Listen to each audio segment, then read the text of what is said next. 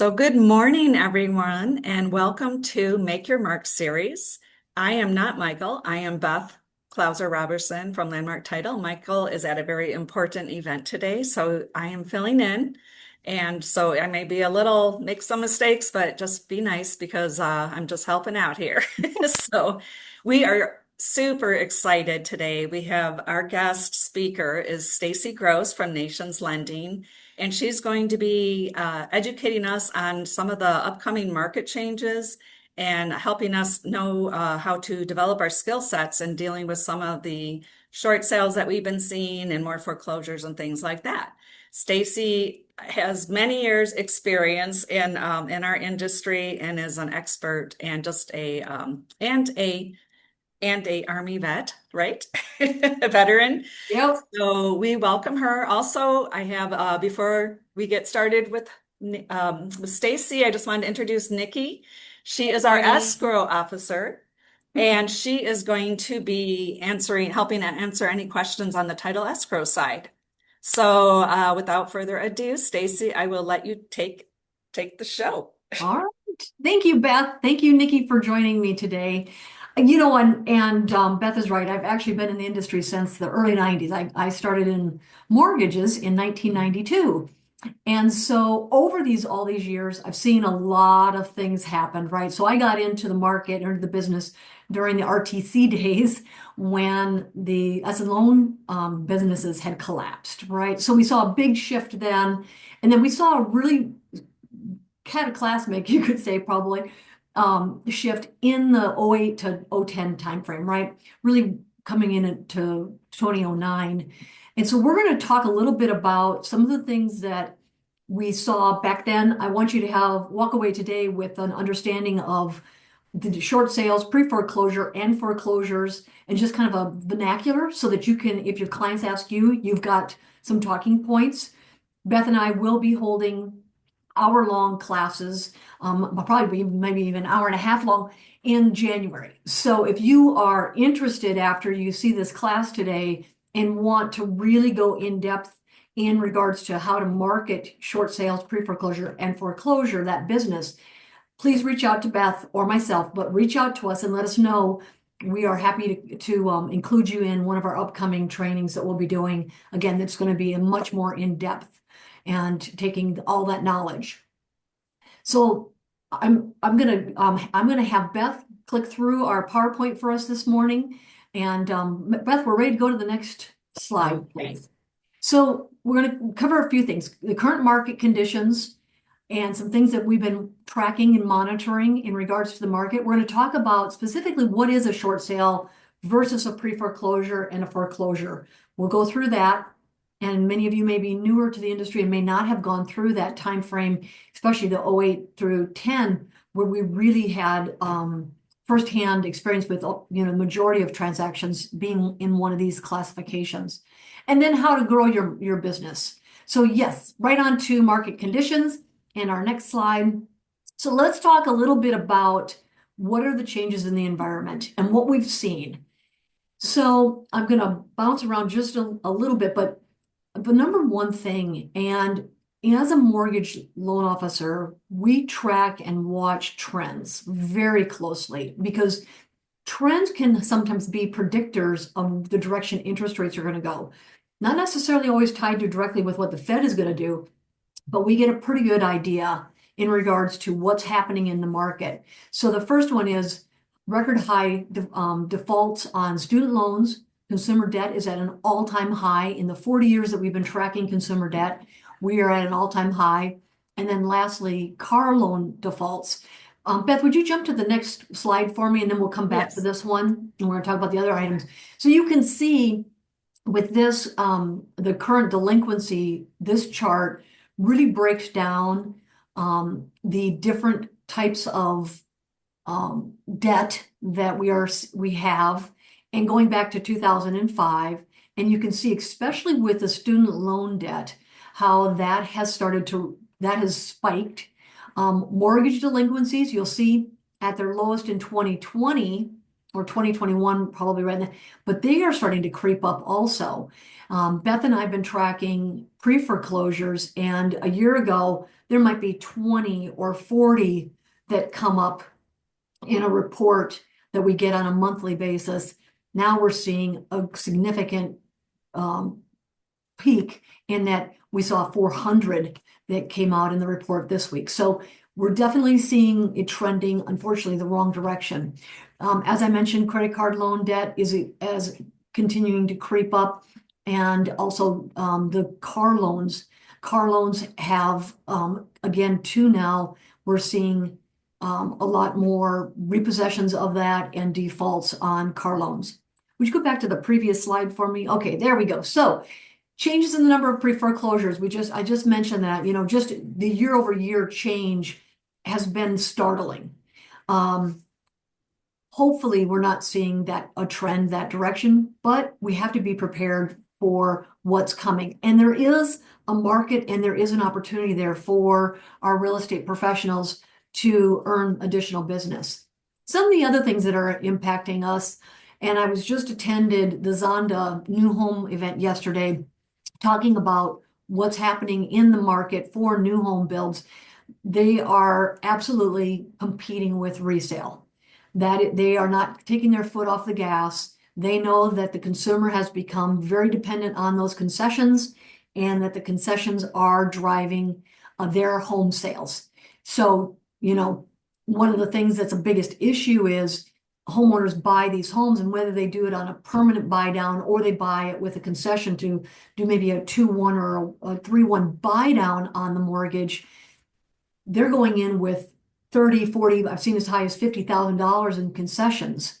Well, that's not value that's been added to the home. We had a situation earlier this year when the client went to refinance. They were actually upside down. The appraisal came in lower than what they had purchased the home for just a year before that. That's startling. So just something that we need to be aware of with new home builds and those concessions. Solar cost to a home. I had a client where they had done 100% VA, moved into the home, got an option to do solar, spent $40,000 on solar. And when they did that, they were automatically upside down because, right, it's a lien against the property. Upside down, and unfortunately were getting divorced.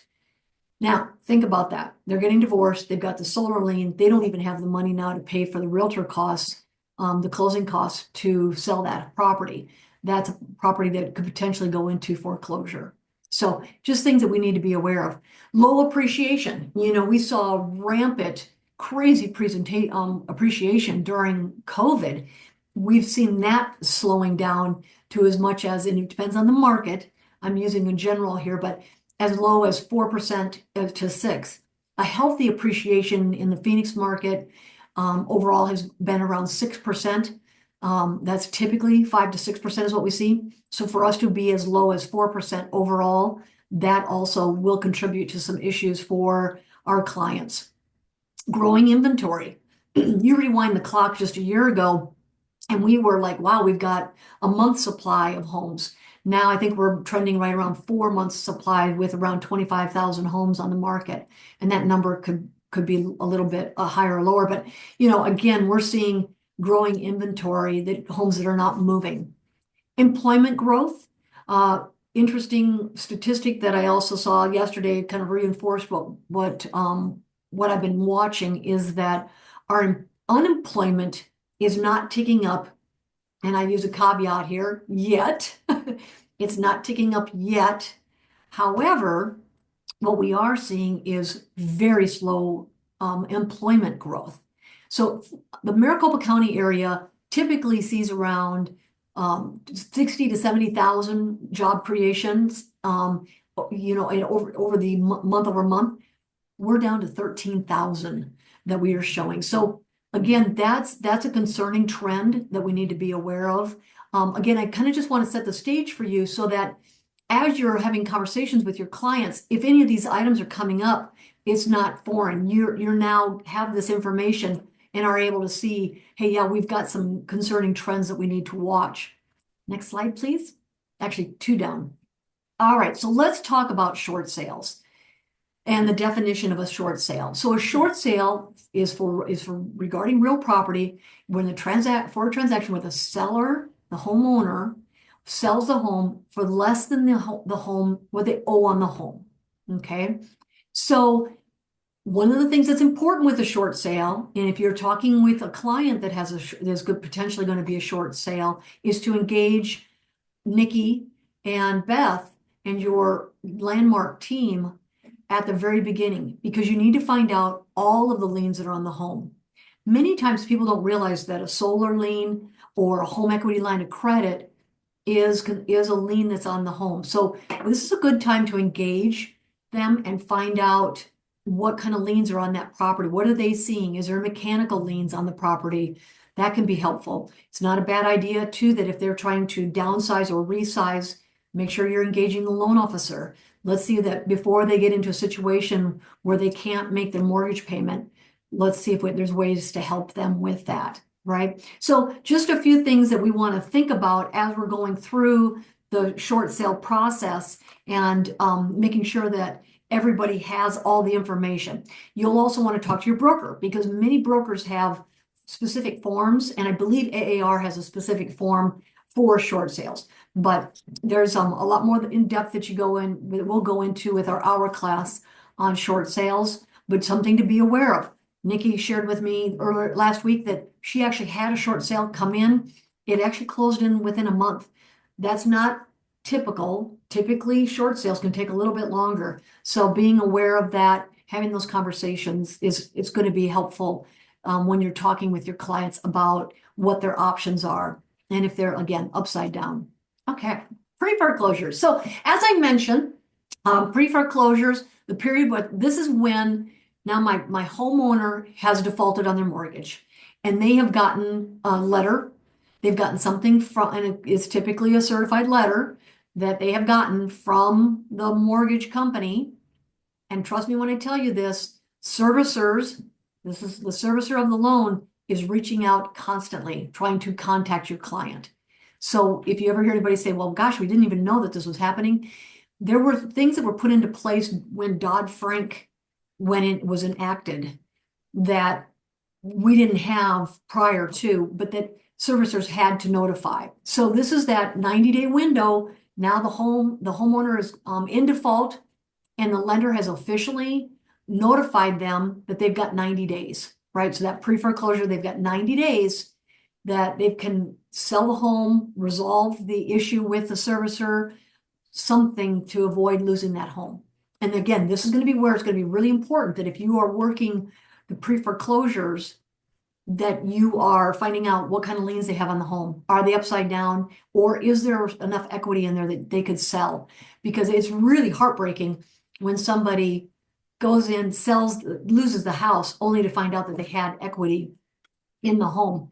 And not all servicers will give the cost of the equity back to the buyer, or the seller of that home.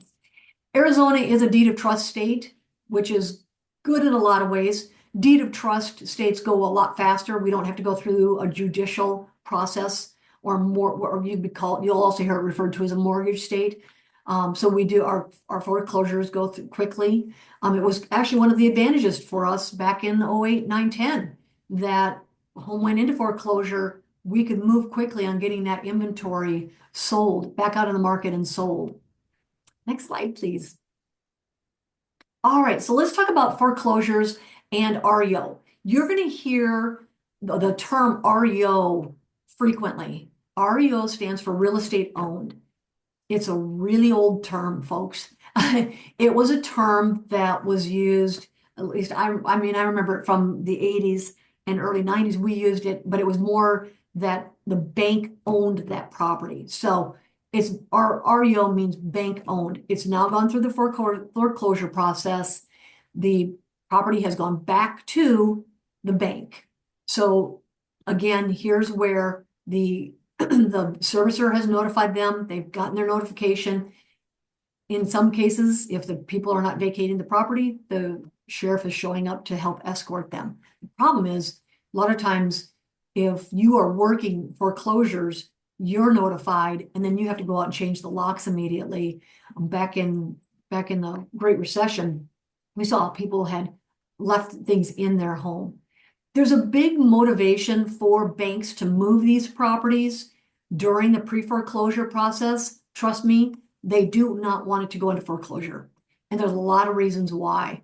If you were around during that time, you probably remember going out. I can remember when I worked for an REO agent. I had started out in the short sale business and then had worked for an REO agent for a while. We'd go out and the kitchen was gone.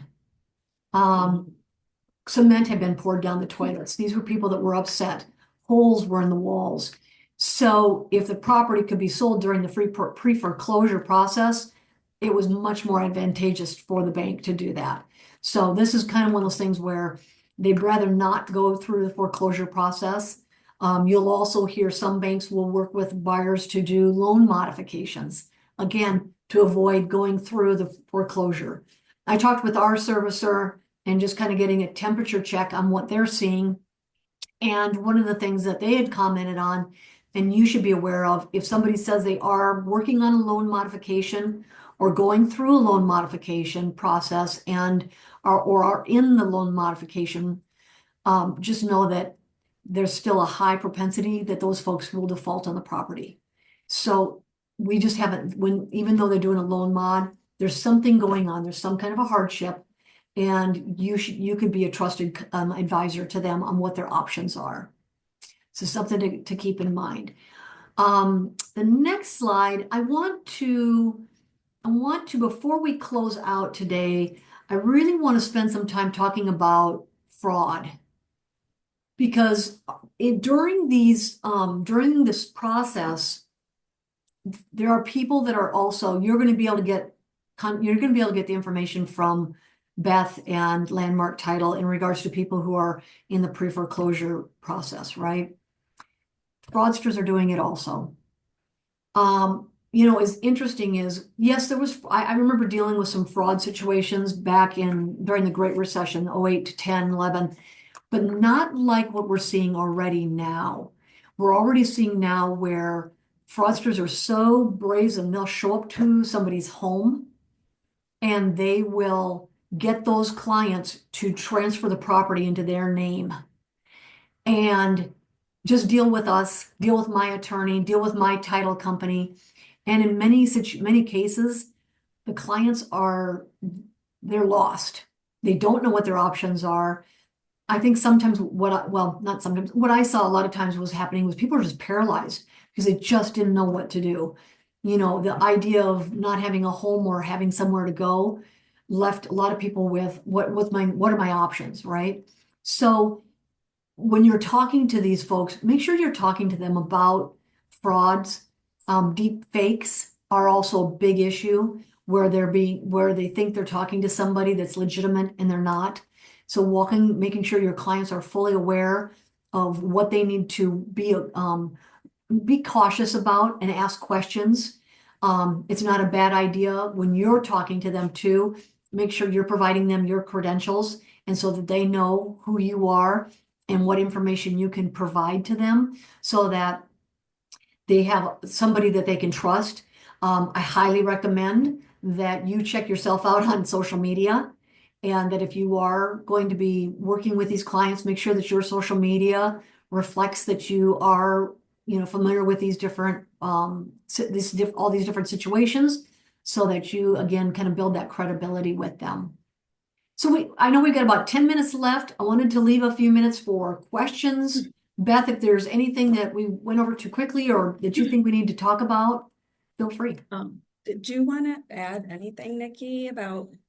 Oh gosh. The one thing I was kind of thinking about as far as, people being notified that their homes are headed towards that pre-foreclosure, a lot of times they aren't expecting to get a letter from an attorney. And so sometimes they not necessarily ignore that, but they'll look at that and think that it's not connected to their loan.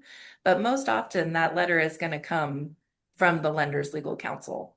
So that's something to kind of keep them aware of if they're saying they haven't seen anything from their lender or they had no idea it was in pre-foreclosure. Another thing that's very important is to always tell your client to communicate with the lender, or if you're even communicating with the lender directly, if you are doing, short sale or pre-foreclosure, because like Stacey was saying, most of these lenders do not want to get to that position. So the more you communicate with them, the more likely, you're able to resolve without needing to get to that point, to the foreclosure point.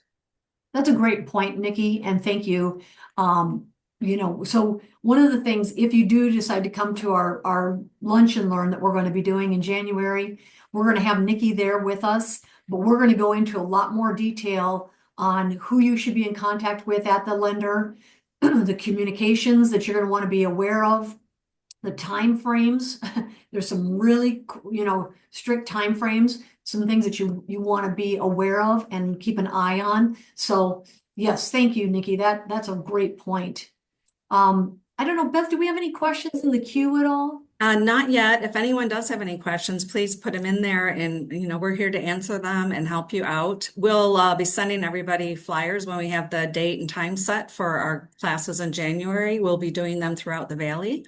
So if you're in the West Valley, we'll be doing one there. We'll be doing one central and then one in the East Valley here at our new office. So let's see. No questions. That's good. I guess you guys are all Oh, ready to go and make some money and help some people out of some difficult situations. We appreciate everybody attending today. And we are doing a class the Wednesday before Thanksgiving. If anybody does feel like attending, we are going to have our attorney who does our 1031 exchanges and all that, but he's going to be talking about legal pitfalls in real estate and just going over some scenarios of things that agents may not have thought of that may get them into trouble. So it might be a great class to attend. If you're busy with the holidays, as always, we'll be recording it as well.